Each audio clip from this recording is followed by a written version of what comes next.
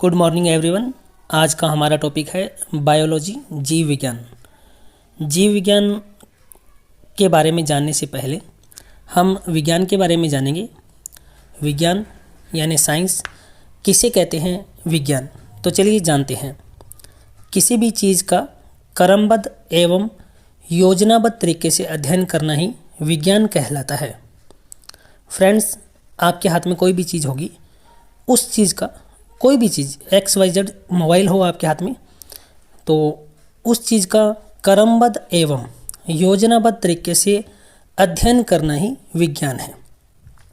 प्रकृति के क्रमबद्ध अध्ययन से अर्जित एवं प्रयोगों द्वारा प्रमाणित वर्गीकृत ज्ञान ही विज्ञान है। तो फिलहाल हमने जाना विज्ञान क्या है। एक बार फिर से जानते हैं विज्ञान क्या है। किसी भी चीज़ का क्रमबद्ध एवं योजनाबद्ध तरीके से अध्ययन करना ही विज्ञान कहलाता है। प्रकृति के क्रमबद्ध अध्ययन से अर्जित एवं प्रयोगों द्वारा प्रमाणित वर्गीकृत ज्ञान ही विज्ञान है। चलिए अब जानते हैं हमारा आज का जो टॉपिक है जीव विज्ञान के बारे में, यानी जीव विज्ञान क्या है। जीव विज्ञान विज्ञान की ही एक शाखा है जिसमें सभी जीवधारियों का अध्ययन किया जाता है। यानी हम कुछ इस तरह से कह सकते हैं कि विज्ञान एक वृक्ष है और जीव विज्ञान उसकी एक शाखा है।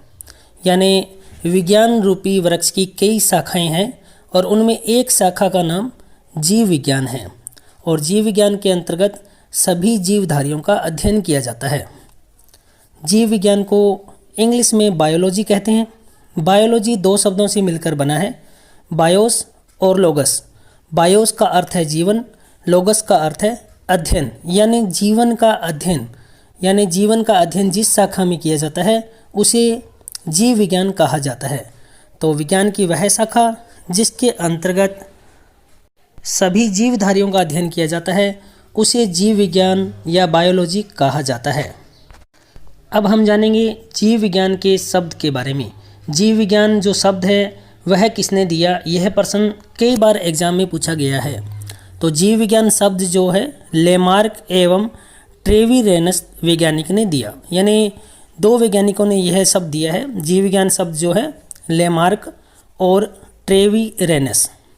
यहाँ आपको यह जानना चाहिए कि जीव विज्ञान शब्द जो दिया है वह लेमार्क और ट्रेविरेनस ने दिया है, लेकिन जीव विज्ञान का जो जनक कहा जाता है वह किसी और को कहा जाता है। तो क्या आपको मालूम है जीव विज्ञान का जनक किसे कहा जाता है?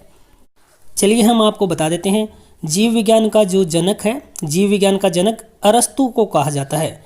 अरस्तु जीव विज्ञान के जनक हैं। यहाँ आपको यह भी जानना चाहिए कि अरस्तु ही जीव विज्ञान के जनक और अरस्तु ही जंतु विज्ञान के जनक हैं। यानी आपके सामने दो प्रश्न बन जाते हैं। जीव विज्ञान का जनक अरस्तु को कहा गया और जंतु विज्ञान का जनक भी अरस्तु को ही कहा गया है। अब आपके मन में एक प्रश्न लगभग सामान्य रूप से उठता होगा, पृथ्वी पर जीवन की उत्पत्ति कब और कहाँ हुई? यह प्रश्न न केवल आपके मन में अपितु समस्त मानव मस्तिष्क में उभरता है। अब यहाँ कुछ लोगों का मत था कि निर्जीव पदार्थों से ही जीव स्वतः उत्पन्न होते हैं और कुछ का मत था कि जीव बाहर से पृथ्वी पर आए हैं। लेकिन वर्तमान में जो मत है रासायनिक पदार्थों के मिलने से ही प्रथम जीव की उत्पत्ति हुई है और आपको भी इसी अवधारणा को मानना चाहिए। अगर आपसे कोई पूछे कि प्रथम जीव की उत्पत्ति कैसे हुई है तो आपका आंसर होना चाहिए रासायनिक पदार्थों के मिलने से ही प्रथम जीव की उत्पत्ति हुई है। वैसे हम जानते हैं कि विश्व के सभी धर्म ईश्वर को सृष्टि का रचयिता मानते हैं। प्रोफेसर JBS होल्डन के बारे में आपने सुना होगा। इन्होंने जीव की उत्पत्ति को 8 चरणों में समझाया है। यानी आपके सामने एक प्रश्न बनता है, पृथ्वी पर जीव की उत्पत्ति को किसने 8 चरणों में बताया है? तो प्रोफेसर JBS होल्डन ने बताया है। इसके अलावा आपके सामने कुछ प्रश्न हैं जो काफ़ी इम्पोर्टेंट है, जैसे जीवन की दृष्टि से सर्वाधिक महत्वपूर्ण अकार्बनिक यौगिक कौन सा है? जीवन की दृष्टि से सर्वाधिक महत्वपूर्ण अकार्बनिक यौगिक जल है। तो यहाँ आपका एक प्रश्न और अच्छा प्रश्न बन जाता है। इसी तरीके का एक प्रश्न बनता है, कोशिका की दृष्टि से सर्वाधिक महत्वपूर्ण कार्बनिक पदार्थ कौन सा है? तो यहाँ ध्यान रखना चाहिए कि कार्बनिक और अकार्बनिक अलग अलग हैं। तो जो पूछा जा रहा है, कोशिका की दृष्टि से सर्वाधिक महत्वपूर्ण कार्बनिक पदार्थ कौन सा है? तो यह पदार्थ जो है प्रोटीन है।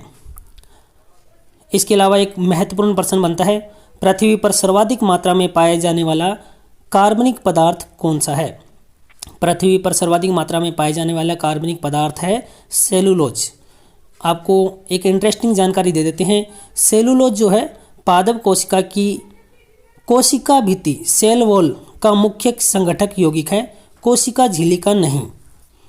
यहाँ आपको यह जो बात है एक बार फिर से सुननी चाहिए और अच्छे से इस पर गौर करना चाहिए। सेलुलोज जो है पादप कोशिका की कोशिका भित्ति के मुख्य संगठक यौगिक है, कोशिका झिल्ली का नहीं। तो आपको मैं क्लियर कर देता हूँ कि कोशिका झिल्ली जो है, कोशिका झिल्ली सेल मेम्ब्रेन जो है पादप कोशिका और जंतु कोशिका दोनों में पाई जाती है। देखिए क्लियर कीजिएगा, कोशिका झिल्ली है वो पादप कोशिका और जंतु कोशिका दोनों में पाई जाती है, लेकिन कोशिका भित्ति केवल पादप कोशिका में ही पाई जाती है। और कोशिका भित्ति पादप कोशिका में बाहर की ओर, कोशिका झिल्ली यानी बाहर की ओर पाई जाती है। तो यहाँ दो बातें आपके सामने क्लियर हो जाती है। कोशिका झिल्ली जो है पादप कोशिका एवं जंतु कोशिका दोनों में पाई जाती है, जबकि कोशिका भित्ति केवल पादप कोशिका में ही कोशिका झिल्ली के बाहर पाई जाती है। आप बाकी डायग्राम से क्लियर देख पा रहे हैं इन सब के बारे में। तो इस वीडियो में इतना ही। वीडियो अच्छी लगी हो तो यूट्यूब चैनल को सब्सक्राइब कीजिए, बेल आइकन प्रेस कीजिए ताकि आपको लेटेस्ट वीडियो का नोटिफिकेशन मिलता रहे। इसके साथ ही हमारा ऐप SK गुरुकुलम आप प्ले स्टोर से डाउनलोड कर सकते हैं। तो आगे दीजिए, नमस्कार।